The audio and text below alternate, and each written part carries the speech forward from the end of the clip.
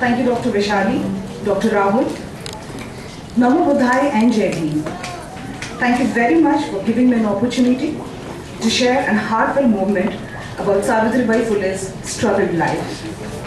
Thousands of candles can be lit from a single candle, and the life of the candle will not be shortened. These lines are perfectly meant for none other than Krantijot Savitribai Phule. In the middle of 19th century, one of the most respectable personality, father of Indian social revolution, Jyotiba Phule, and his life partner Savitribai Phule revolted against Brahminical system. Savitribai, one of the supreme name who fought against the casteism and other social evil in India, was born on January 1831 in Naigaon, Satara district. Savitribai was a woman well ahead of her time, played an important role in improving women's rights in India during the British rule, and also considered as the pioneer of modern Marathi poetry. Savitribai was just 9 years old when she was married to Jyotiba Phule. Under his influence, Savitribai had taken women's education from the cultural patterns of the male-dominated society as a mission of her life.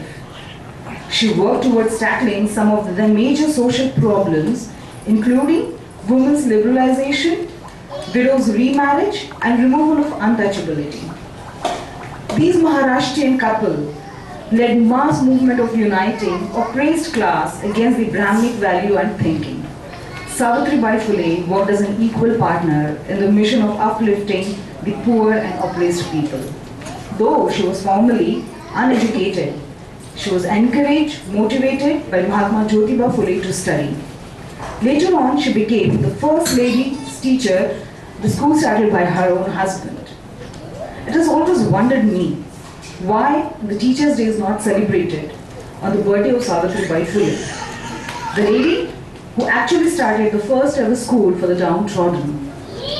Well, life of Savitribai Phule as a teacher in the school at that time, when the upper caste orthodox people used to look down, wasn't easy.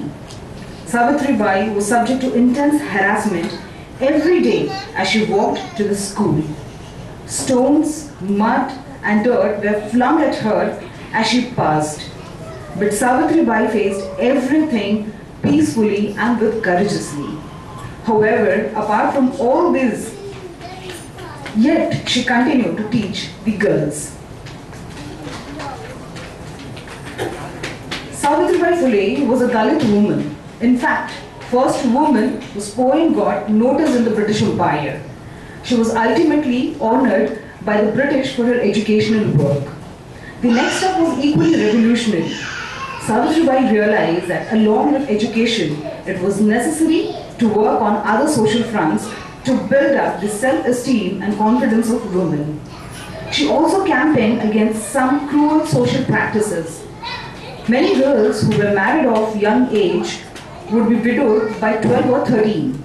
After the death of their husbands, either they would have to take sati, or practice of burning the widow on the funeral pyre of the husband, or their heads would be shaven clean to make them unugly and to make unattractive to other men. To counteract this situation, she went on to organize a successful barber strike in Mumbai and Pune against the prevailing practice of shaving of widows' head, and took equal effort to abolish the practice of sati.